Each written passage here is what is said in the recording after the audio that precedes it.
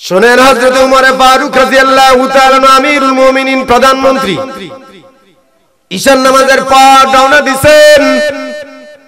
বেগমকে ডাক দিয়ে বলতেছেন, বেগম আমি একটা জায়গায় যাইতেছি, একটু দূরে, আমার ফিরতে দেরি হবে, টেনশন করো না।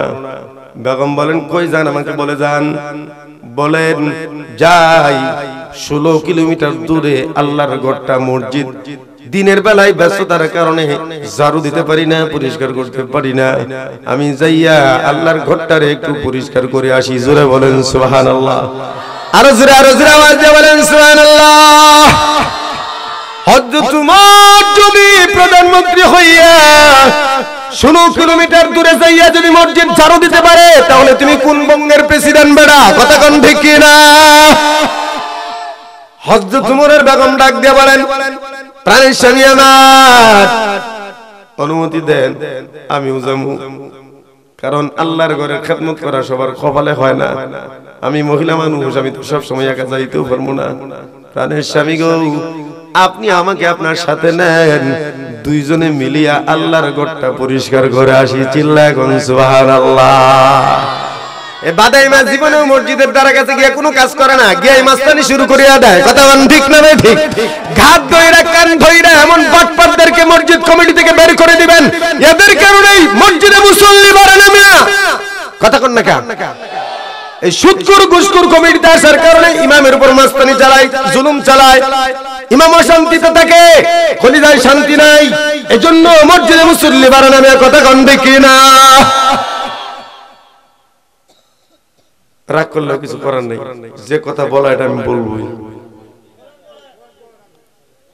যুবক ভাইরা, তোমরা আছো এখানে, তোমাদের দেখলে আমার বড় ভালো লাগে, কারণ সারা দেশের যুবকরা আমারে বেশি ভালোবাসে। অনেক মাহফিল করি যুবকদের আয়োজন। তোমাদেরকে কয়েকটা কথা বলি। এখনকার যুবকরা অধিকাংশ শিক্ষিত, ঠিক না ভাই? ঠিক। তোমরা শিক্ষিত যুবকরা যদি আগায় আসো, মসজিদ মাদ্রাসার উন্নয়নে নিজেরা যদি নামাজি হয়ে যাও, মসজিদ পরিচালনায় যদি চলে আসো, মাদ্রাসার ক্ষেত্রে যদি সহযোগিতা করো, তাহলে সমাজ বড় সুন্দর হয়ে যাবে। ঠিক না ভাই? ঠিক। আল্লাহ বুঝার তৌফিক দান করেন। এটা এখানে রাখলাম। আলোচনার বিষয় হলো পিতামাতার হক। দরকার আছে এটা বেশি, কারণ হলো এই 92% মুসলমানের দেশে মুসলমান সন্তান তার মা বাবার হুতা ভরা ফালায় থুয়ে আসে। কি ঠিক না ভাই? ঠিক বলেন। এটা গজব। 92% মুসলমানের দেশে বৃদ্ধাশ্রমে বাবা মারে রাইখা আসে, এমন একটা নিঃস্ব অবস্থায়, যখন নিঃসঙ্গতায় ভুগে, যে টাইমে মানুষের বেশি দরকার, আপনজনকে পাশে পাওয়া বেশি দরকার, ওই টাইমে ওখানে নিয়ে ফালা রাখে। এটা আমাদের মুসলিম জাতির জন্য আল্লাহর তরফ থেকে গজব। ঠিক না ভাই? ঠিক বলেন। খুব মনোযোগ দিয়ে শুনবেন ইনশাআল্লাহ। রাজি আছেন? বয়ান শুরুর আগে আমার কয়েকটা শর্ত আছে। 1 নাম্বার শর্ত, বয়ান চলাকালীন সময়ে কেউ উঠে যেতে পারবেন না। যদি কেউ যাওয়ার থাকে, এখন ছুটি, চলে যাবেন, কিন্তু বয়ান শুরু করলে পরে কেউ উঠে যেতে পারবেন না। রাজি? বুঝা কইেন। এই যুবকরা রেডি আছো না? এখন যদি না যাইব, মাঝখানে উঠতে চাইলে খালি ঠাস করে দিয়া বয়া দিবা। ছুটি দিছি তো, ঠিক না? ছুটি দিছি। যাদের প্রয়োজন, যে আমার ঘুম ধরতেছে, হুজুর ভালো লাগতেছে না, বাসায় গিয়ে ঘুমান। ঘুমানো একটা ইবাদত। ঠিক না ভাই? ঠিক। 2 নাম্বার, বয়ান চলাকালীন কোনো ফোন রিসিভ করা যাবে না, কানাকানি করা যাবে না, কোনো কথা বলা যাবে না। যদি আমি কথা বলতে বলি, তখন বলবেন এর আগ পর্যন্ত খালি শুনবেন। রাজি? 3 নাম্বার, মোনাজাত করে যাবেন সাথে। ঠিক আছে ইনশাআল্লাহ? আচ্ছা, তাহলে কেউ তো গেলেন না, এবার উঠে দেখেন। আদবের সাথে বলছি, সম্মান দিয়ে বলছি, যখন গেলেন না, তাহলে এখন যদি খালি যান, 1 নম্বর 2 নম্বর কাদিয়ানির অফিসে যদি দরকার হয়, 1 নম্বর 2 নম্বর চিনেন না, এই কাদিয়ানি অফিসে যদি যাইতে চান, তাহলে এটা দেখাইবেন, এটা দেখাইবেন। আবার 3 নম্বরটা দেখেন না। আল্লাহ আমাদেরকে বুঝ দান করেন। খুব লম্বা সময় কথা বলবো না, 1 ঘন্টা। 1 ঘন্টা রাজি আছেন? 1টা ঘন্টা ইনশাআল্লাহ। কারণ যেহেতু এসেই পড়েছি, আমি অসুস্থ, আপনারা আমার গলার আওয়াজ শুনে বুঝতেছেন গলা কতটা বসে রয়েছে। 4-5 দিন ধরে ঠান্ডা জ্বরে গলা বসা, এরপরে তো ডেইলি সফর 1-2টা করে আসি। তারপরে আল্লাহ যদি তৌফিক দেয়, আপনারা যদি দোয়া করেন, কথা বলার যোগ্যতা আল্লাহ দেয়, ঠিক না? ঠিক বলেন। আমি আমার সর্বোচ্চ চেষ্টা করব আপনাদেরকে কিছু কথা বোঝানোর জন্য, যেন আমি নিজেও আমল করতে পারি, আপনারাও যেন করতে পারেন। আমাদের দেশের যুবকরা যদি ভালো হয়ে যায়, যদি তারা মা বাবার আদর্শ সন্তান হয়ে যায়, তারা যদি মা বাবার বাধ্যগত সন্তান হয়ে যায়, আমাদের দেশ সুন্দর হয়ে যাবে। আল্লাহ পাক রব্বুল আলামিন বাবা আদমকে বানাইলেন। আল্লাহ পাক রব্বুল আলামিন আমাদের আগে, মানুষ সৃষ্টির আগে দুনিয়ার জমিনে জিন জাতি বানাইলেন। আমাদের আগে আরেকটা জাতি দুনিয়া আবাদ করছে, তারা হলো জিন জাতি। কি জাতি? আমাদের আগে প্রথমে আল্লাহ পাক জিন জাতি বানায় দুনিয়ার জমিন আবাদ করাইছেন। জিন জাতি আগুনের তৈরি, 15 বছরের ভিতরেই বালেগ হয়ে যায়, 50 বছরের ভিতরেই বুড়া হয়ে যায়। কথা কন না গা? আর জিন জাতি 300 বছরে বালেগ হয়। কয়শো বছর? 300 বছরে বালেগ হয়। হায়াত হলো 2 থেকে 3000 বছর পর্যন্ত। তাহলে এরা কতটা শক্তিশালী আল্লাহ বানাইলেন। এজন্য এদের ভিতরে অহংকার স্বাভাবিক বিষয় ছিল। কথা কন ঠিক না? আমরা এত দুর্বল, আমাদের ভিতরে কারো যদি একটু রূপ সৌন্দর্য হয়, কারো যদি বডি ফিটনেস ভালো হয়, কারো যদি একটু টাকা হয়, কারো যদি একটু ক্ষমতা হয়, অহংকারের চুটে জমিনে পা রাখতে চায় না। মানুষ দুর্বল হওয়ার পরেও যদি তার কাছে কিছু গুণ আসার পরে যদি অহংকার দেখাতে পারে, আল্লাহর নাফরমানি করতে পারে, তাহলে জিন জাতি এত ক্ষমতাবান হওয়ার পরেও কেন অহংকার করবে না? ঠিক না? যে যত পয়সাওয়ালা সে তত আল্লাহ থেকে দূরে। কথা কোন ঠিক না? ঠিক। যার কাছে যত বেশি পয়সা আছে সে তত বেশি ইসলাম ধর্ম থেকে দূরে আছে না? দেখেন কথা কয় না? যার কাছে যত বেশি পয়সা সে ইসলাম ধর্ম থেকে ততটা দূরে আছে। হালাল হারামের কোনো বিচার নাই, হ্যাঁ, ধর্মের কোনো বিচার নাই, কোরআন তেলাওয়াতের তো নামই নাই, নামাজ হঠাৎ করিয়া পড়লে পরে নাইলে নাই, উমরা হজ এগুলো শুধু আনুষ্ঠানিকতা, টাকাগুলো তো হালাল না। কথা কন না গা? এই জিন জাতি ইবাদত শুরু করলো, জমিন ইবাদত করতেছে, জমিনে ইবাদত করে, কিন্তু আস্তে আস্তে নাফরমানি শুরু করলো। এমন নাফরমানি বেশিরভাগই আল্লাহর বিরুদ্ধে চলে গেল। আল্লাহ পাক শাস্তি হিসেবে ফেরেশতা পাঠাইলেন। ফেরেশতাদেরকে বললেন, আমার জান্নাত থেকে নূরের তৈরি লাঠি নিয়ে যান, সব কয়টারে পিড়ায় পিড়ায় এলাকা ছাড়া করে দিবি, পাহাড়ের উপরে আড়াল করে দিবি, যাতে আমার জমিনে না থাকে। ফেরেশতারা পিড়ায় পিড়ায় আড়াল করে দিলেন। জিন জাতির আদি পিতার নাম হলো সামুম। কি নাম? কথা কয় না? যখন কথা বলতে বলি তখন বলেন। জিন জাতির আদি পিতার নাম সামুম। সূরা আর রহমানে আছে, ওয়াল জান্না খালাকনাহু মিন ক্বাবলু মিন নারিস সামুম। আর আমাদের আদি পিতার নাম হলো বাবা আদম। বাবা আদম আলাইহিস সালাম। পয়েন্টগুলো মনে রাখেন। তো এই জিন জাতি যখন এমন নাফরমানি শুরু করছে, ফেরেশতা এসে পিড়ায় দূর করে দিল। ফেরেশতাদের ভিতরে একটু মনে মনে একটু ভাব আসে, কলিজার ভিতরে, মুখ দিয়ে প্রকাশ করে না, কারণ ফেরেশতারা তো গুনাহ করে না। তো মনে মনে একটা ভাব আসছে, মনে মনে সব ফেরেশতারাই কয়, দেখছস আমরা কত ভালা, আমাদেরকে দিয়া জিনে করে কি পিডানি না, আল্লাহ পিডাইলো, ভাগায় দিছে। তাহলে মনে হয় আমরাই মনে আল্লাহর কাছে ভালো। এটা কই আছে? কলিজা কোথায়? কলিজার মধ্যে, কিন্তু মুখ দিয়ে প্রকাশ করে না। কথাটা বুঝতে পারছেন? এই কথাটা মুখ দিয়ে না বললেও আল্লাহ কলিজার খবর জানে কি জানে না? জোরে বলতে হবে, জানে কি জানে না? আল্লাহ বলেন, ইন্নাহু আলিমুন বিযাতিস সুদূর। নিচে আল্লাহ পাক তোমাদের কলিজার খবর পর্যন্ত জানে। অন্য আয়াতে আল্লাহ বলেন, ইয়ালামু খায়িনাতাল আ'য়ুনি ওয়া মা তুখফিস সুদূর। আল্লাহ পাক জানেন তোমরা চোখের কেন ঘুরাও, চোখে কেন ইশারা দাও, তোমাদের কলিজায় কি পরিকল্পনা করো। পাশে তোমার বেগম শুয়ে আছে, কিন্তু মনে মনে কত পরিকল্পনা করো তোমার বেগমও জানে না। একজন জানেন, তিনি হলেন আমার আল্লাহ। ঠিক কি না? এবার আল্লাহ ডাকলেন ফেরেশতাদেরকে, ডাইকা বলতেছে, আমি তো মানুষ বানাইতে চাই।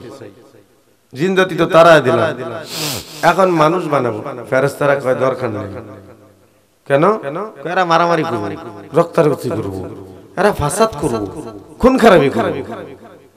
আর যদি ইবাদতের জন্য বানাইতে চান তাহলে ইবাদত তো আমরাই করি, নাহনু নুসাব্বিহু বিহামদিকা ওয়া নুকদ্দিসু লাক, আমরা তাসবিহ করি, আমরা গুণ গাই, আমরা তো সব ইবাদত করতেছি। আল্লাহ কয় ইন্নী আ'লামু মা লা তা'লামুন, আমি যা জানি তোমরা তা জানো না।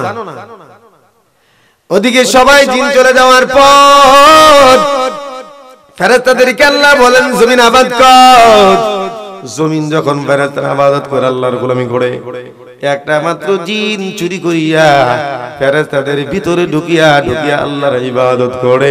ওই জিনটার নাম হলো মিস্টার ইবলিস। এটার নাম কি? সব জিন দূরে চলে গেছে, ভাগিয়া গেছে পিটানি খাইয়া, কিন্তু এটা ভাগে না। ফেরেশতাদের ভিতর ঢুকিয়া ইবাদত করে। ফেরেশতারা আল্লাহর ডাক দেয় মালিক, এই যে সব জিন চলে গেল, এই জিনটা তো আমাদের ভিতরে ঢুইকা ইবাদত করে, আপনার গোলামি করে, কি করব? পিড়ায় ভাগায় দিমুনি। আল্লাহ কয় না, আমার ইবাদত যারা করতে চায় তাদেরকে কখনো বাধা দেওয়া যাবে না। সুবহানাল্লাহ। এজন্য যুবক ভাইরা একটু খেয়াল করে শুনো, কোন নতুন মুসলমান, কোন যদি নতুন আমলওয়ালা হয়, কোন যুবক নতুন ভাবে নামাজ ধরছে, কোন যুবক দাড়ি রাখছে, কোন যুবক পাঞ্জাবি পরছে, টিটকারি মারবা না, এগুলো শয়তানের কাজ মিয়া, কথা কাও ঠিক কি না? আল্লাহ বলেন হুজ্জিন অবাধ্য হওয়ার পরেও যদি আমার কাছে ফিরে আসছে, আমার গোলামি করতে চায়, সাবধান, তাকে বাধা দিতে পারবি না। আমার গোলামি তো আমি চাই। গোলামি শুরু হইল, জিন ইবলিস গোলামি করতেছে। আল্লাহ পাক খুশি হয়ে গেলেন, আল্লাহ পাক তারে প্রমোশন দিয়ে দিলেন।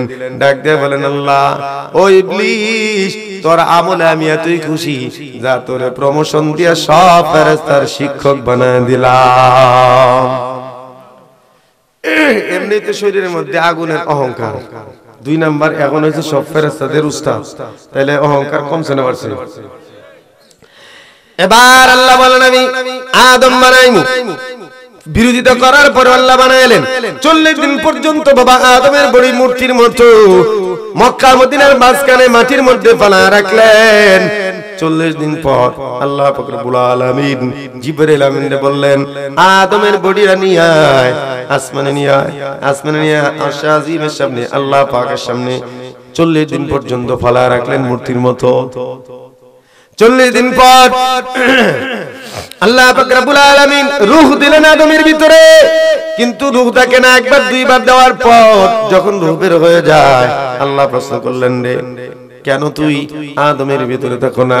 রূহ জবাব দেয়, ওগো মালিক, অন্ধকার, গভীর অন্ধকার, দরজা নাই, জানালা নাই, কোনো বাতি নাই, সঙ্গী নাই, সাথী নাই, অন্ধকারের ভিতরে আমার কিন্তু ভালো লাগে না।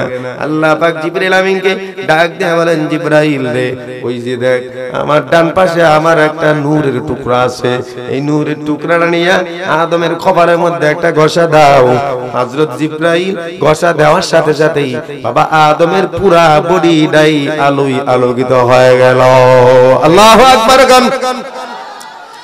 আদম আলাইহিস সালাম জিন্দা হয়ে গেলেন, জিন্দা হয়ে গিয়ে সাজদা মারলেন আল্লাহর কদমে। সুবহানাল্লাহ, কোন সুবহানাল্লাহ।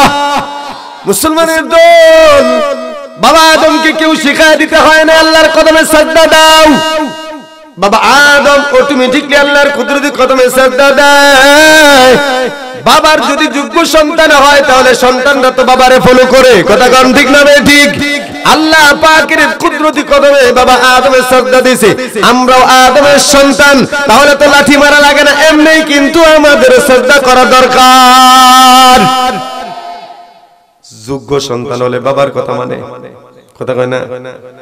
যোগ্য সন্তান হলে বাবারে ফলো করে, বাবার কমান্ড মানে, বাবার ভালো কাজগুলো করে, বাবার কথাগুলো শুনে।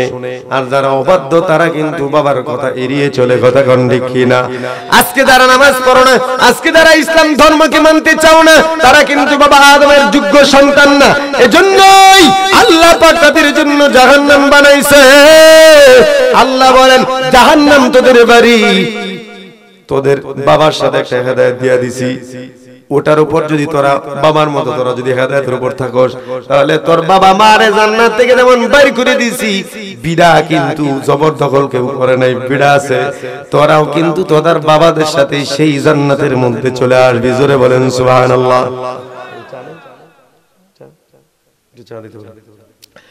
তো ভাইরা আমার, এরপর আল্লাহ পাক রব্বুল আলামিন বাবা আদম সাজদা দেওয়ার পর উঠে একটা হাসি দিলেন। হাসি দেওয়ার কারণে শরীরের ভিতর থেকে নাক মুখ দিয়ে কিছু ময়লা বের হলো। হাসি দিলে বের হয় না? কিছু ময়লা বের হলো। বাবা আদম সাথে সাথেই বললেন আলহামদুলিল্লাহ। ফেরেশতারা যারা পাশে ছিল তারা সবাই বললেন ইয়ারহামুকাল্লাহ। ফেরেশতারা দোয়া করে দিলেন রে আদম, আপনার উপর আল্লাহ তাআলা রহম করেন। এজন্য যার হাসি আসে সে আলহামদুলিল্লাহ বলতে হয়, যে শুনে তার বলতে হয় ইয়ারহামুকাল্লাহ। এবার আল্লাহ পাক রব্বুল আলামিন ফেরেশতাদেরকে বলেন, ও ফেরেশতাদের দল, আমি কিছু জিনিস এনে দিলাম, এই জিনিসগুলোর নাম তোমরা বলে দাও। এর আগে আল্লাহ পাক কুদরতি ভাবে বাবা আদমের কলিজার মধ্যে ইলম দিয়া দিলেন। জোরে বলেন সুবহানাল্লাহ। ইলম দিয়া দিলেন। এই দেখেন আলেম আর জাহেলের মধ্যে পার্থক্য কেন, সম্মান আলেমদের বেশি কেন, একটা দলিল নেন। ফেরেশতাদেরকে আল্লাহ বললেন, ও ফেরেশতাদের দল, আম্বিউনি বিআসমাই হাউলাই ইন কুনতুম সাদিকিন। এই জিনিসগুলোর নাম বলে দাও। তোমাদের কথাই যদি তোমরা সত্যবাদী হয়ে থাকো, তোমরা বলছো তোমরা আমার গুণগান গাও, তোমরা আমার ইবাদত করো, তোমরাই ভালো মানুষ, তোমরাই ভালো ফেরেশতা, আদম বানানোর দরকার নাই। মনে মনেও তো বলছিলা তোমরাই বালা, এখন এগুলো জবাব দিয়া প্রমাণ দাও তোমরাই শ্রেষ্ঠ। এরপর এই ফেরেশতারা ডাক দিয়া বলেন, লাসকালু সুবহানাকা লা ইলমা লানা ইল্লা মা আল্লামতানা।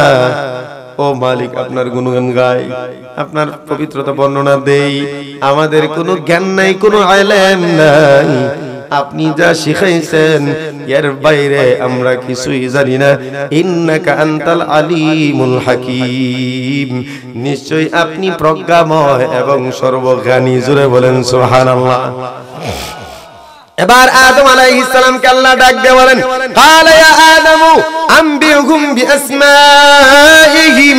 হে আদম, এই জিনিসগুলোর নাম তুমি বলে দাও। ফালাম্মা আম্বাহুম বিআসমাইহিম, আদম আলাইহিস সালাম ঠাস ঠাস করে একটা একটা করে বলে দিলেন আল্লাহু আকবার, কোন আল্লাহু আকবার। আপনারা যারা এখানে অনেকে আছেন 40 থেকে 50 বছর 60 বছরের জীবন হয়ে গেল, নামাজ ভঙ্গের কারণগুলো বলতে পারবেন না। কথা কন না কা? নামাজ ভঙ্গের কারণ জানেন না, নামাজের ওয়াজিব জানেন না। ঠিক, কিন্তু 7 বছরের একটা মাদ্রাসার ছাত্র যদি এখানে দাঁড় করায় দেই, সবগুলো কিন্তু ঠাস ঠাস করে বলে দিতে পারবে। ঠিক না? ঠিক বলেন। কারণ কি? কারণ হুজুররা তারে ভালো করে শিখাইছে। কথা কন ঠিক না? ঠিক ঠিক। এই ফেরেশতাদেরকে আল্লাহ পাক ইলম দেয় নাই, দিবেন আদম রে। এজন্য আদম সাথে সাথেই বলে দিলেন, ফেরেশতারা পারল না। এবার আল্লাহ পাক ডাক দিয়া বলেন কি, দেখেন ফেরেশতাদেরকে আল্লাহ পাক ডাক দিয়া বলতেছেন, ফালাম্মা আম্বাহুম বিআসমাইহিম, বলে দেওয়ার পর কালা আলাম আকুল্লাকুম ইন্নী আ'লামু গায়বাস সামাওয়াতি ওয়াল আরদ। আল্লাহ পাক ফেরেশতাদেরকে ডাকতে বলেন, ফেরেশতাদের দল, আমি তো আগেই বলছিলাম আমি কিন্তু আসমান জমিনের গায়বের সকল খবর জানি। ওয়ালামু মা তুবদুনা মা কুনতুম তাকতুমুন, তোমাদের কলিজার ভিতরে যা গোপন করছো, কি গোপন করছিস মনে আছে না? তোমাদের কলিজার ভিতরে যা গোপন করছো, যা প্রকাশ করো, সব আমি আল্লাহ জানি। ওই যে মনে মনে বলছিল আমরাই ভালো, কারণ জিনদেরকে আমাদেরকে দিয়ে পিটাইছে। আল্লাহ বলেন ওয়ালামু মা তুবদুনা ওয়া মা কুনতুম তাকতুমুন, গোপন করো প্রকাশ করো সব কিন্তু আমি আল্লাহ জানি। সুবহানাল্লাহ। খান এবার আল্লাহ ডাক দেয়া বলেন, ওয়া ইয কুলনা লিল মালাইকাতি ইসজুদু লি আদম। আল্লাহ বলেন, আমি যখন ফেরেশতাদেরকে ডাক দেয়া বললাম উসজুদু লি আদম, এই আদমকে সিজদা কর, কারণ আদম তোদের থেকে দামি, তোদের থেকে জ্ঞানী, সে আলেম, তার ভিতরে ইলম আছে, তোদের ভিতরে ইলম নাই, তোরা আলেম না। এজন্য আদমকে শ্রেষ্ঠত্বের জন্য তোরা সিজদা দে। সুবহানাল্লাহ। কোন তাহলে ইলম ওয়ালারা দামি হবে, এটা আল্লাহর বিধান। ঠিক না ভাই? ঠিক। কোন আপনারাই কোন যারা সূরা কালাম জানেন না, যারা নামাজের নিয়ম কানুন জানেন না, কিন্তু 8-10 বছরের একটা বাচ্চা সব নিয়ম কানুন জানে, আপনি তো তারে সম্মান দেন। কথা কোন ঠিক না ভাই? ঠিক। আপনি তারে সম্মান দেন, 15 বছরের একটা ছেলে, আপনার বয়স 50, আপনি মুরব্বী, কিন্তু 15 বছরের ছেলে কিন্তু হাফিজ কুরআন, আপনি তারে নামাজের মধ্যে সামনে আগায় দেন। কথা কন না কা? কারণ কলিজার মধ্যে নামাজ আল্লাহ দাম দিয়ে বানাইছে, এজন্য আলেমদের সম্মান এটা কোনো পাবলিকের দেওয়া না, আল্লাহ দিবেন। কথা কন ঠিক কি না? বাবা আমাদের সম্মানী আদম, আমরা তাদের সন্তান, আমরা যারা সম্মান ধরে রাখতে পারি তারাই সম্মানী হই, যারা সম্মান ধরে রাখতে পারি না তারা সম্মান পাই না। অনেকে মাদ্রাসায় ভর্তি করছিল মা বাবা, হুজুরের দুইটা বেত খায়া বাইগা ফলাইছে, আছে না? মাদ্রাসা থেকে বাইগা ফলাইছে, মইরা যাবো তো মাদ্রাসায় যাবো না। এখন চোখের পানি ছড়া জড়ার কান্দে, আর ডাক দেওয়া লাগায় কি আফসোস, যদি সেদিন মার খায়া থাকতাম তাহলে আমাদের ক্লাসমেটের মতো আমরা আলেম হইতাম, আমার কলিজা ভরা দরদ নিয়ে কোরআন তেলাওয়াত করতাম। কিন্তু এখনকার আফসোস আপনার কোনো কাজে আসবে না। কথা কোন দেখি না? এবার আদম আলাইহিস সালামকে আল্লাহ পাক, ও শয়তান তো দাঁড়ায় রয়েছে, সবাই সাজদা গেছে, সবাই কই গেছে? ফেরেশতা কোটি কোটি ফেরেশতা সবাই সাজদায়, ফাসাজাদু ইল্লা ইবলিস একজন রয়েছে খাড়ায়, যেভাবে আছেন এভাবে দাঁড়ায় রয়েছে। এই যারা নামাজ পড়েন না তারা একটা কথা শুনেন, এই আয়াত থেকে একটা হিকমত বলি। সূরাতুল কালামের মধ্যে আরেকটা আয়াত আছে, জমিনে যারা নামাজ পড়ে না, হাসরের মাঠে আল্লাহ পাক তাদেরকে কুদরতি পা খুইলা, আল্লাহর কুদরতি পা খুইলা দেখায়া বলবে আমাকে সাজদা কর। তখন এখানে যারা নামাজ পড়ে নাই তারা যেভাবে দাঁড়ায় ছিল এভাবে দাঁড়ায় থাকবে, একটু নাড়াচাড়া করতে পারবে না। আর যারা নামাজ পড়ছিল এরা ডাইরেক্ট সাজদায় চলে যাবে। সুবহানাল্লাহ। সুতরাং মিথ্যা বলে পার পাওয়া যাবে? যারা নামাজি আল্লাহ বলার সাথে সাথেই কুদরতি পা দেখে সাজদা করবে। আল্লাহ বলবে আমারে তো দেখে সাজদা করছ না দুনিয়াতে, না দেখে সাজদা করছস, এখন দেখে একটা সাজদা কর, একটু মজা নে। জোরে বলেন সুবহানাল্লাহ। ভারামাদ ইবলিস তে দাঁড়ায় আল্লাহ পাক বলেন মা মানাকা আল্লা তাসজুদা ইযা আমারতু, আমি তোরে সাজদা করতে বললাম, সাজদা করলি না কেন? ইবলিস কয় আনা খায়রুম মিনহু, আমি তো আদম থেকে দামি। জোরে কোন নাউযুবিল্লাহ। ইবলিস এখানে ছিল কিনা? ইবলিস তো জবাব দিতে পারলো না। আদম আলাইহিস সালাম বলে দিলেন, ইবলিসও পারলো না। তাহলে ইবলিসও তো মূর্খ। কথা কোন ঠিক না ঠিক? কিন্তু ভাইরা আমার, সে বলতে জানা খায়রুম মিন, আমি আদম থেকে দামি, এজন্য তারে সাজদা করব না। আল্লাহ বলেন ফাখরুজ মিন্না ফা ইন্নাকা রাজিম, তুই বের হয়ে যা, তুই জান্নাত থেকে বের হয়ে যা, তুই লানত প্রাপ্ত। আল্লাহর আয়াতে বলেন ওয়া ইন্না আলাইকা লানাতি ইলা ইয়াউমিদ্দিন, কিয়ামত পর্যন্ত তোর লানত। বের করে দিয়েছে। এই আলোচনা লম্বা করব না, মূল আলোচনায় চলে যায়। আল্লাহ পাক বাবা আদমকে জান্নাতে ঢুকায় দিলেন, একা একা বসে আছে। আদম আলাইহিস সালাম মন খারাপ। আল্লাহ বলেন কেন মন খারাপ? বলে আমার তো সময় কাটে না আল্লাহ, কথা বলার পর্যন্ত মানুষ নাই। আল্লাহ বলেন একটু ওয়াজ করো, তোমার সঙ্গী বানায় দেই। বাবা আদমের বাম পাজর থেকে মা হাওয়াকে বানায় দিলেন, বানায় দেওয়ার সামনে একটা জান্নাতের টিলার মধ্যে বসায় দিলেন। বাবা আদম তাকায় দেখে বিশাল সুন্দর একজন নারী দৌড় দিয়েছেন বাবা আদম ধরার জন্য। সুবহানাল্লাহ কোন সুবহানাল্লাহ। এই যারা কও আমার সুখ বালা, আমার মন বালা, আমি মেয়ের লগে ঘুরলেও আমি খারাপ নজরে তাকাই না, আছে না? কথা কয় না? কয়দিন পরে প্রেগন্যান্ট কইরা বাচ্চা ফালাই থুই, এমন বালা তার নজর। আবার নারী দেখলে, মেয়ে দেখলে যদি কোনো পুরুষে বলে যে আমি মেয়ে দেখলে কিছু হয় না, তাহলে বুঝবে এটা পুরুষ না, এটা কাপুরুষ। এটা কি? কথা কয় না? পুরুষ হলে যার মধ্যে পুরুষত্ব আছে, যৌন ক্ষমতা আছে, সে কোন নারী দেখলে তার ভিতরে চাহিদা জন্ম নেবে, এটাই পুরুষত্ব। কিন্তু মুসলমান হিসেবে, ইমানদার হিসেবে সাথে সাথে তার চোখ নামায় নেবে, এটাই হলো মুসলমান। কথা কয় না? আমনে কি বাবা আদম থেকে বেশি বড় বুজুর্গ? হ্যাঁ, আদম আলাইহিস সালাম থেকে বেশি বড় বুজুর্গ আমনে দিল এরসে ভালা? আদম আলাইহিস সালাম দৌড় দিছে, আর হিক আমার কিছু হয় না, তাহলে তুই তো হিজরা রে। কথা কন না কে? বাবা আদম দৌড় দিলেন। আল্লাহ বলেন দাঁড়াও, কই যাও? আল্লাহ আপনি আমার সঙ্গী বানায় দিলেন। আল্লাহ পাক বলেন বানায় দিছি। তাহলে দেখা মাত্রই তো দৌড়দিন যাইতো না, দরুন যাইতো না। কয় কেন গো আল্লাহ? কয় আমার কিছু তো ফর্মালিটি আছে। আমার কিসের ফর্মালিটি? আমার জন্যই তো বানাইছেন।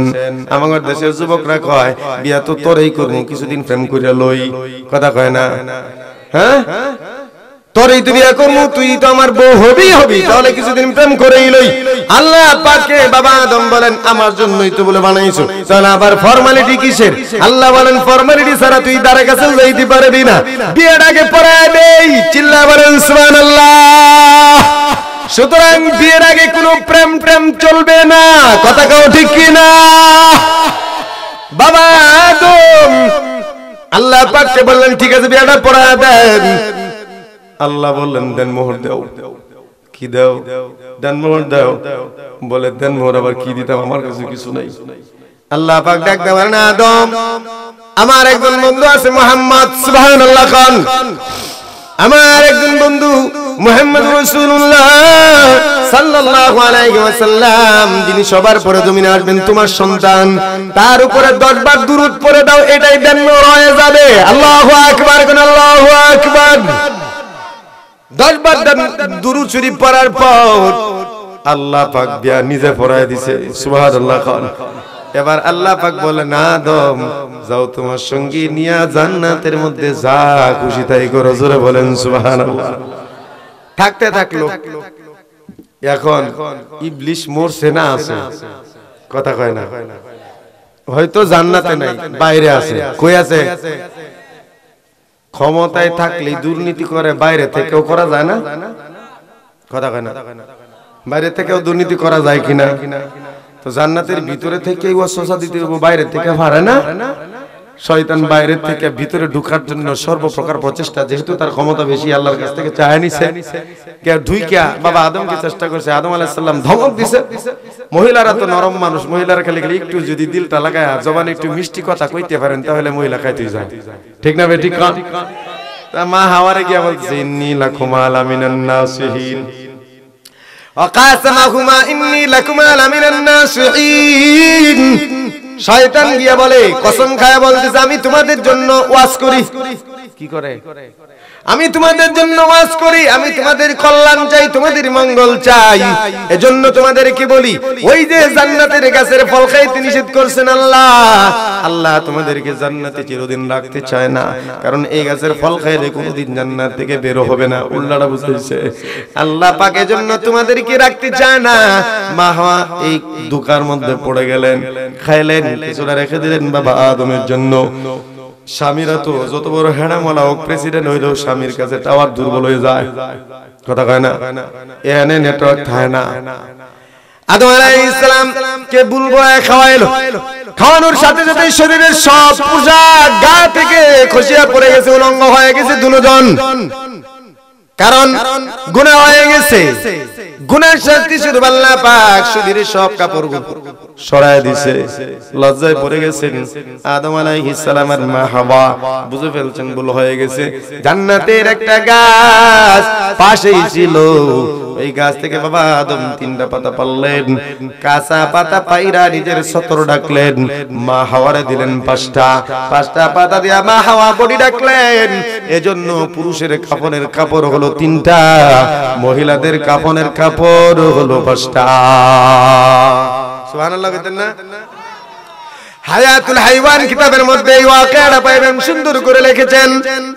আল্লাহ পাক বলেন কুলনা বিতু মিন্না জামিয়া, বের হয়ে যা, জমিনে চলে যা। পায়খানার ব্যাগ হইছে জান্নাতে, কোনো প্রস্রাব পায়খানার জায়গা নাই, এখানে সব পবিত্র, এখানে মলত্যাগ করা যাবে না, এখানে কোনো নাপাকি নাই।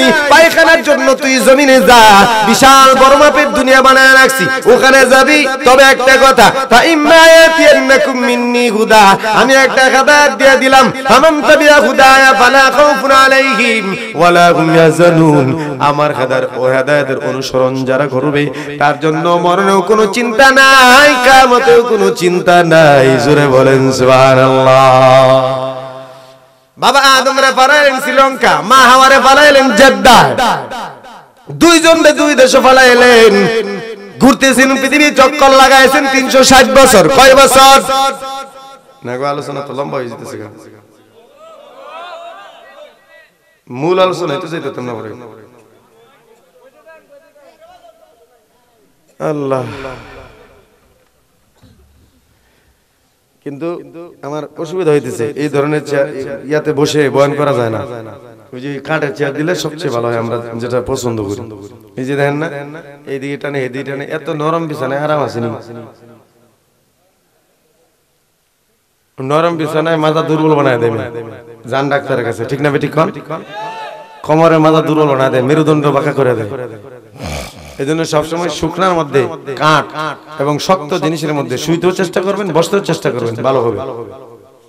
এবার শুনেন তাহলে, বাবা আদম যখন শ্রীলঙ্কায় নামলেন, এর আগে কোনো মানুষ দুনিয়াতে নাই।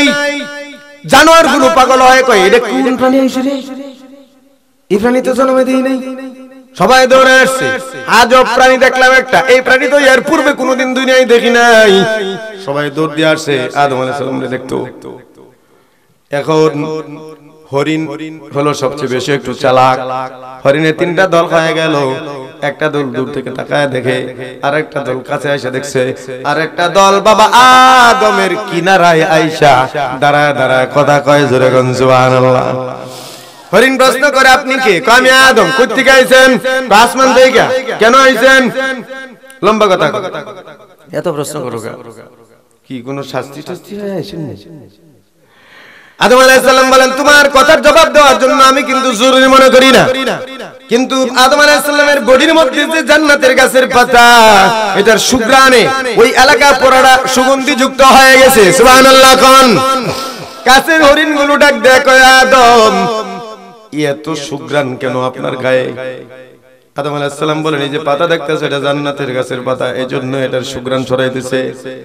কয়েকটা হরিণ গিয়া আদম আলাইহিস সালাম বলে, একটু সইতে দিবেন, দেখতাম কেমন জান্নাতের পাতাগুলো, জান্নাতের গাছের পাতার ঘ্রাণ যদি এত সুন্দর হয় তাহলে সইলে না কত ভালো লাগবে।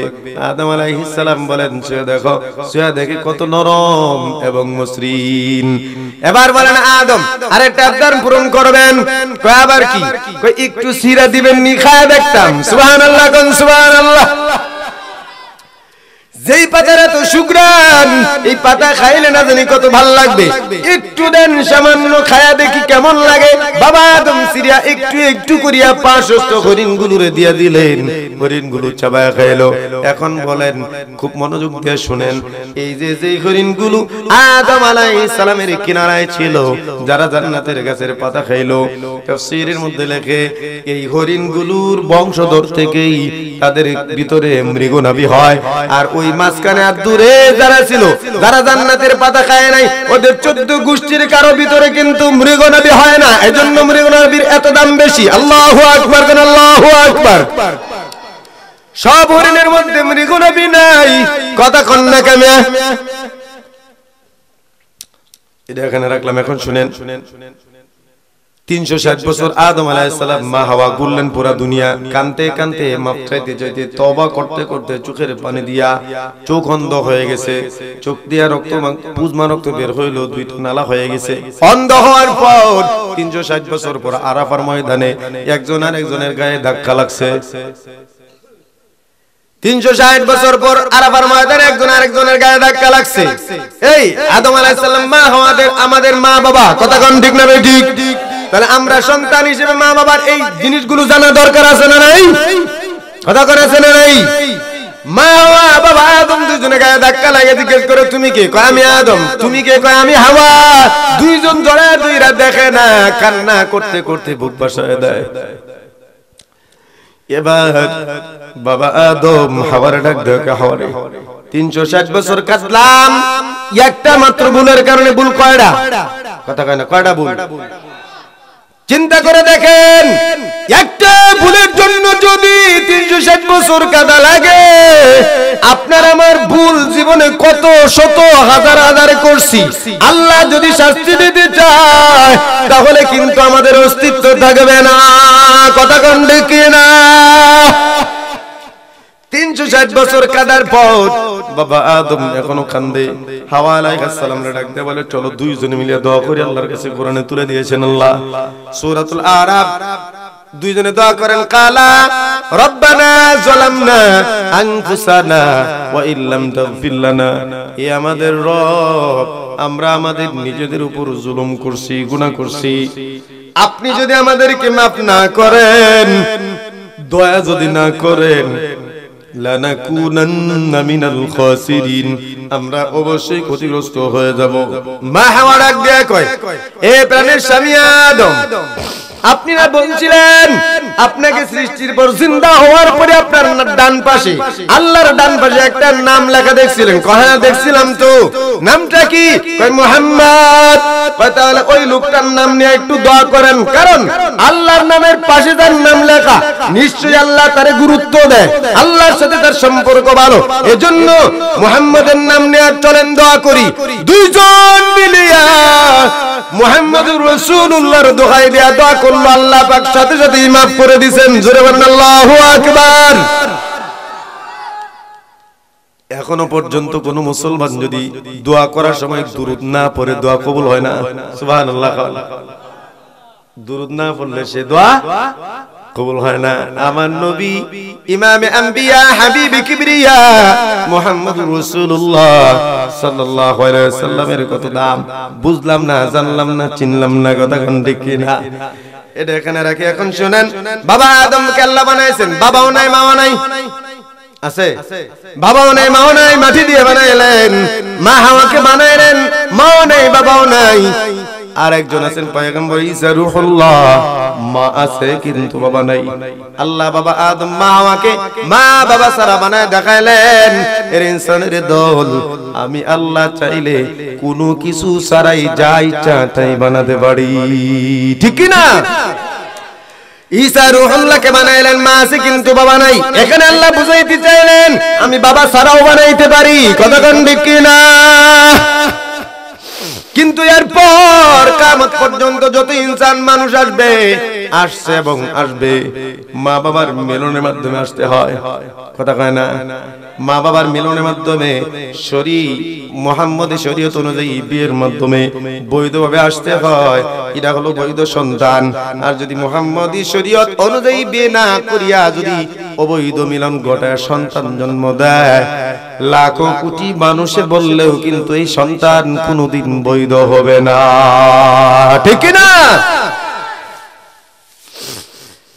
ওই যে আল্লাহ বলেন সূরাতুল লুকমান, দেখেন ওয়াসাইনাল ইনসানা বিওয়ালিদাইহি হামালাতু উম্মুহু ওয়াহানান আলা ওয়াহান। আল্লাহ বলেন আমি আল্লাহ আদেশ দেই, মানুষকে আদেশ দেই যেন তারা তাদের পিতামাতার সাথে ভালো ব্যবহার করে। কেন ভালো ব্যবহার করবে? আল্লাহ তাআলা নিজেই তার জবাব দেন, হামালাতু উম্মুহু ওয়াহানান আলা ওয়াহানিন। ইনসানের দল, তোর মা বাবা, তোর মা তোরে গর্ভে ধারণ করছে কষ্টের পর কষ্ট করিয়া, ওয়া ফিসালুহু ফি আমাইন, 2 বছর পর্যন্ত তোরে দুধ পান করাইছে। তোর মায়ের শরীরের নির্যাস দিয়া দুধ আমি আল্লাহ বাইর করে দিছি। ওই মা 10 মাস 10 দিন রাখার পর আরো 2 বছর পর্যন্ত তোরে দুধ পান করাইলো। এজন্য মায়ের সাথে কখনো বেয়াদবি করা যাবে না, ঠিক কি না? ওই যে আল্লাহ বলেন আল জান্নাতু তাহতা আকদামিল উম্মাহাত। এ মুমিন ভাইরা আমার, আল্লাহ পাক রব্বুল আলামিন 1 লাখ থেকে 2,24,000 পয়গম্বর কম বেশি দুনিয়ায় পাঠাইলেন। আমার রাসূল হলেন সকল নবীদের নবী, আমার রাসূল হলেন সকল রাসূলের রাসূল, আল্লাহর হাবিব। কোন নবীর পায়ের তলায় কিন্তু আল্লাহ জান্নাত রাখে নাই, আমার নবীর পায়ের তলায়ও জান্নাত নাই। আমার নবী এত দামি, কথা কোন ঠিক না? ঠিক। একটা হাদিসও কিন্তু নাই রাসূল কোথাও বলেছেন যে আমার পায়ের তলে তোদের জান্নাত, কিন্তু রাসূল বলেছেন তোর মা মূর্খ হোক, অবুঝ হোক, অগুছালো হোক, অশিক্ষিত হোক, কথা বলতে পারে না, গুছায় কথা বলতে পারে না, ভালোভাবে কাপড়টা পরতে পারে না, সমাজের চোখে সে কিন্তু একদম মূর্খ, দাম পায় না, কিন্তু তারপরেও আল্লাহ পাক তোর মায়ের এই ফাটা পায়ের তলায় দামি জান্নাত রাখা দিয়েছে। সুবহানাল্লাহ, কোন সুবহানাল্লাহ। মক্কার ইমামের পিছনে যতই নামাজ পড়েন মক্কার ইমামের দোয়া কবুল হবে গ্যারান্টি নাই, কথা কোন না? শাহজালালের দোয়া কবুল হবে গ্যারান্টি ছিল না, আমাদের দোয়া কবুল হবে গ্যারান্টি নাই। কারণ আল্লাহ তাআলা আল্লাহ তাআলার আরশ আজিমের কাছে আল্লাহ তাআলার সামনে ৭০,০০০ নূরের তৈরি পর্দা আছে। কয় হাজার? জোরে বলেন। ৭০,০০০ নূরের তৈরি পর্দা আছে। কোন নবীর জন্য আল্লাহ পাক এই পর্দা সরান নাই মিয়া। একমাত্র আমার আপনার নবী মুহাম্মদুর রাসূলুল্লাহ সাল্লাল্লাহু আলাইহি ওয়াসাল্লামকে যেদিন মেরাজে দাওয়াত দিয়া আল্লাহ পাক যেদিন আরশে আজিমে ডাইকা কথা বলছেন ওদিন শুধুমাত্র পর্দাগুলো সরাইছে। এছাড়া কোন নবীর জন্য কখনো আল্লাহ পাক পর্দাগুলো সরান নাই। কিন্তু রাসূল কি বলেন শুনেন। রাসূল বলেন কোন মা যদি তার সন্তানের জন্য আল্লাহর কাছে কিছু চায় আল্লাহ পাক রব্বুল আলামিন সাথে সাথে একটা একটা করিয়া টাস টাস করিয়া ৭০,০০০ নূরের তৈরি পর্দা সরা ডাকবে মা বল তোর সন্তানকে আমাকে কি করতে হইবে। আল্লাহ ডাইরেক্ট মায়ের কথা শুনে চিল্লায় বলেন সুবহানাল্লাহ। এজন্য মাঝে মাঝে বলি যত বড় আলেম হও, যত বড় বক্তা হও, যত বড় আল্লাহর ওলি হও, কাবার ইমাম হও, মা বাবা যদি তোমার উপর রাজি না থাকে সব এলেম যোগ্যতা আমল লইয়া যোগ্যতা লইয়াই জাহান্নামে যাওয়া লাগবে। কারণ রাসূল বলেন রিজা রাব্বি ফি রিজাল ওয়ালিদাইন, আল্লাহর সন্তুষ্টি তোর মা বাবার সন্তুষ্টির উপরে, ওয়া সাখতু রাব্বি ফি সাখতিল ওয়ালিদাইন, আল্লাহর রাগ তোর মা বাবার রাগের উপরে। আল্লাহ রাসূল আরেক হাদিসের মধ্যে বলেন হুমা জান্নাতুকা ওয়া নারুকা, তোর মা বাবাই তোর জান্নাত, তোর মা বাবাই তোর জাহান্নাম। মুসলিমের হাদিস আল্লাহ রাসূল বলেন যেই সন্তানে মা বাবার দুইজন পাইলো অথবা একজনকে পাইছে কিন্তু তারপরেও মা বাবার খেদমত করিয়া জান্নাত কামাইতে পারলো না, আল্লাহ রাসূল অভিশাপ দিবেন 3 বার কয় এমন সন্তান ধ্বংস হয়ে যাক, তার বাঁচার অধিকার নাই। জোরে কর নাউযুবিল্লাহ। তো ভাইরা আমার কেমন কষ্ট একটু শুনি, একটু মনোযোগ দেন। আল্লাহ তো বলছেন তোর মা তোরে গর্ভে ধারণ করছে কষ্টের পর কষ্ট করিয়া, আমাদের অনুভূতি নাই। আমি একটু বুঝাই দেই আপনাদেরকে, আপনি যখন আপনার মায়ের পেটে আসছেন আসা মাত্রই কিন্তু আপনার মার খাবার দাবার বন্ধ হয়ে গেছে। মুখে লুকমা দিলেই কিন্তু মুখ ভরিয়ে বমি হয়ে যাইতো মিয়া, কথা কোন ঠিক না? চোখ উল্টে যাইতো, মনে হইতো বমি সাথে নারী বুড়ি বের হয়ে যাবে, খানা পেটের ভিতরে রাখতেই পারতো না, খানা নিয়ে বসছে কিন্তু খাইতে পারছে না।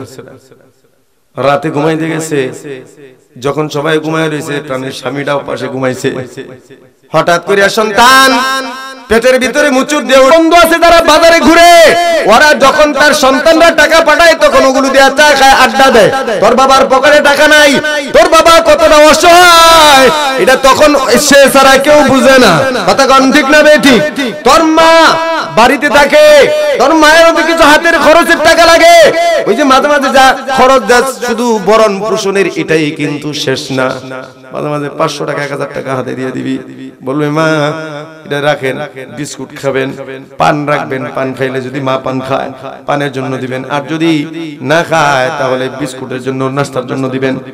দেখবে তোমার মায়েরও কিছু কিন্তু এলাকার মধ্যে মহিলা বান্ধবী আছে, ওরা মাঝে মাঝে খুশ গল্প করতে আসে, খবর নিতে আসে, তখনই যদি তোমার মা যদি 2টা বিস্কুট বের করে দেয় আনন্দে আত্মহারা হয়ে বলবে দেখো আমার সন্তান আমার কতটা খবর রাখে, তোমাদের নাস্তার জন্য পর্যন্ত আমাকে টাকা দিয়া গেছে, কথা কও ঠিক না বেঠিক?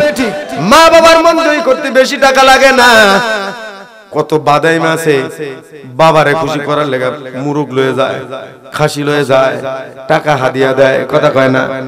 আমি মাঝে মাঝে বলি তোর 14 বাবারে খুশি না কইরা তোর মা বাবার একটা মুরগ জবাই কইরা 2টা রান মারে আর বাবারে তোর হাতে তুইলা খাওয়াবে, আল্লাহর আরশ খুশি হয়ে যাবে, জান্নাত ওয়াজিব হয়ে যাবে, কথা কও ঠিক না?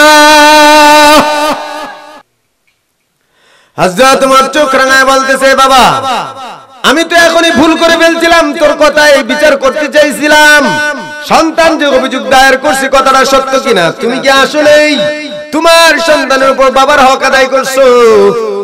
এবার বাবা মাথা নিচের দিকে ঝুঁকায় দিছে, না ভালো আদায় করতে পারি নাই। হযরত ওমর বলেন তাহলে আমি তারে কেন পিড়াইবো? তুই বাবা হিসেবে সন্তানের প্রতি তোর যে দায়িত্ব আছে, হকগুলো আছে, সুন্দর একটা নাম রাখা, ডান কানে আজান দেওয়া, বাম কানে ইকামত দেওয়া, এরপরে তাহনিক করানো, সুন্দর একটা নাম রাখা, তার দিন শেখানো, কোরআন শেখানো, ইসলাম শেখানো, বলে শিখাইছো? কয় না। কয় তাহলে তো বিচার আমার দ্বারা সম্ভব হবে না। তারপরেও তোমার সন্তানটারে মাথায় হাত বোলায় বুঝা দেয়, বিচার করার অধিকার আমার নাই, কিন্তু বাবা তোমার আমি কিছু উপদেশ দেই। বাবার অপরাধ কিন্তু সন্তানে ধরতে পারে না। তোমার বাবা সে বাবা, তাকে ধরতে হলে আল্লাহ ধরবে, কিন্তু তুমি সন্তান হিসেবে কখনো তার সাথে বেয়াদবি করার অধিকার নাই, তাহলে তুমি জান্নাত হারায় ফেলবা। কথা বুঝতেছেন? হযরত ওমর বলেন, তোমার বাবা যতই কিছু করুক না কেন সেজন্য তারে ধরবে তার আল্লাহ, আর তুমি সন্তান মা বাবার সাথে উল্টা পাল্টা করলে তোমার কপালে জাহান্নাম চলে আসবে। এজন্য বাবা সাবধান, বেয়াদবি কইরো না। তুমি তখন বুঝমান হইছো, এখন থেকে তুমি আদওয়ালা হয়ে যাও, নিজের চরিত্র গঠন করে যেন তোমার সন্তান তোমার উপর অভিযোগ করতে না পারে। সুবহানাল্লাহ, সুবহানাল্লাহ। হযরত ওমর বললেন, তুমি অভিযোগ করছো তোমার বাবার বিরুদ্ধে, তাহলে তুমি এমন একটা ভালো বাবা হয়ে যাও যেন তোমার সন্তান তোমার মতো তোমার বিরুদ্ধে অভিযোগ দিতে না পারে। চিৎকার দিয়ে বলেন সুবহানাল্লাহ। আমরা কয়জন ভালো বাবা হইতে পারছি? কয়জন? কোন সন্তান নামাজ পড়ে না, খালি দমকা টমকা হয়ে গেছি, মাঝে মাঝে কথাই কই না। আমি তো মাঝে মাঝেই বলি, তোমার সন্তান নামাজি হয়েছে, মাঝে মাঝে নামাজের জন্য নিজে বলো বাবা চলো নামাজে যাই। বাবা দাঁড়ায় রয়েছে, উঠে ওযু করি, একসাথে ওযু করে মসজিদে যাই, লজ্জা শরমের কিছু নাই। কথা কোন ঠিক না ঠিক? কয়েকদিন দাঁড়ায় থাকো সন্তানের জন্য দরজার কিনারায়, সন্তান লজ্জা পাইয়া হলেও তোমার জন্য অপেক্ষা করে নামাজে যাবে। ও খালি দমকানি শিখছে, বকাবকি শিখছে, সন্তানরা আর কিছু পারে না। ভালোবাসা দিয়া যা আদায় করা যায়, বকা দিয়া শাসন করিয়া তা আদায় করা যায় না। কথা কোন ঠিক না? দুনিয়ার সব বেঈমানরা আমার নবীরে গালাগালি করছে, বকা দিছে, মারছে, পিটাইছে, তহমত লাগাইছে, আমার নবী ভালোবাসা দিছে। বিনিময়ে বেঈমান দুশমন গুলিও আমার নবীর ভালোবাসার কাছে হার মানিয়া আয়েশা কালেমা পড়ে মুসলমান হইছে। আর তোমার জবানের মধ্যে গালি ছাড়া কিছু নাই, তোমার জবানের মধ্যে মেজাজ গরম ছাড়া কিছু নাই। কথা বলেন ঠিক না ঠিক? তোমার জবানের মধ্যে অহংকার, তোমার জবানের মধ্যে গালি, তোমার জবানের মধ্যে মিষ্টতা নাই, তোমার জবানের মধ্যে ভালোবাসার কোনো কথা নেই। এজন্য সন্তানকে কাছে টানো, সন্তান বড় হইতেছে বুঝতে চেষ্টা করো, তার সাথে ঘনিষ্ঠ হও, তার কাছাকাছি যাও, তাকে ভালোবাসা দিয়া বুঝাও, দেখবা তোমার সন্তান কিন্তু তোমার কথা রাখতে বাধ্য হবে। কথা বলেন ঠিক না? আমার নবী যখন ফাতেমার বিয়ে দেয়, আলী রাদিয়াল্লাহু তাআলা আনহু একবারে গরীব, কিচ্ছু নাই ঘরে, দেনমোহরের টাকাটা পর্যন্ত দিতে পারে না, দিতে হযরত উসমানে। আপনারা জানেন ঘটনা। রাসূল ফাতেমারে বিদায় দেওয়ার সময় রাসূল ফাতেমার উপদেশ দিতেছে, দেখেন আল্লাহ রাসূল বলেন, ফাতেমা রে, হয়তো তোমার মনে কষ্ট নিও না, কারণ আলী আমার চাচাতো ভাই, আলী আমার চাচাতো ভাই, গরীব হলেও রে আলী আমার কিন্তু সাহাবীদের মধ্যে সবথেকে বড় আলেম। সুবহানাল্লাহ। আলী গরীব হলেও তার কলিজা বড় এলেম আছে, এবং আল্লাহ তাআলা বেঈমানদের জন্য তারে বাঘ বানায় পাঠাইছে। এলেম আমলে চরিত্রে আলীর মতো আমি আর কাউরে খুঁজে পাই নাই, তোর জন্য উপযুক্ত মনে করছি, এজন্য তোরে বিয়ে দিলাম। তবে রে মা, একটা কথা মনে রাখো, কখনো কোনোদিন স্বামীর সাথে বেয়াদবি করবা না। আদব করে কয়, দেখেন কি সুন্দর করে বুঝায় দেয়। আমরা তো কোনোদিন মেয়ের বিয়ে দেওয়ার বিদায় দেওয়ার সময় এমন কোনো কথা বলি না, আমরা আনুষ্ঠানিকতা নিয়ে ব্যস্ত। সন্তানদের এরকম উপদেশ দেওয়ার মতো সময় কিন্তু আমাদের হাতে থাকে না, ঠিক কি না? ইউসুফ আলাইহিস সালাম রহিমারে যখন আইয়ুবের কাছে দিয়ে দেয়, বিদায় দেওয়ার সময় রহিমারে ইউসুফ আলাইহিস সালাম বলতেছে, ইউসুফ আর জুলাইখার মেয়ে হলো রহিমা, আইয়ুব হলো বাগিনা। বিয়ে দিয়ে বিদায় দেওয়ার সময় ইউসুফ আলাইহিস সালাম বলেন, রহিমা মনে রাখবা তুমি নবী পরিবারের সন্তান, তোমার বাপ দাদা পরদাদা সবাই নবী, সবাই পরীক্ষা দিয়েছে। তোমার পরদাদা ইব্রাহিম আগুনের মধ্যে পড়ছিল, তোমার দাদা ইয়াকুব সেও কিন্তু 40 বছর পর্যন্ত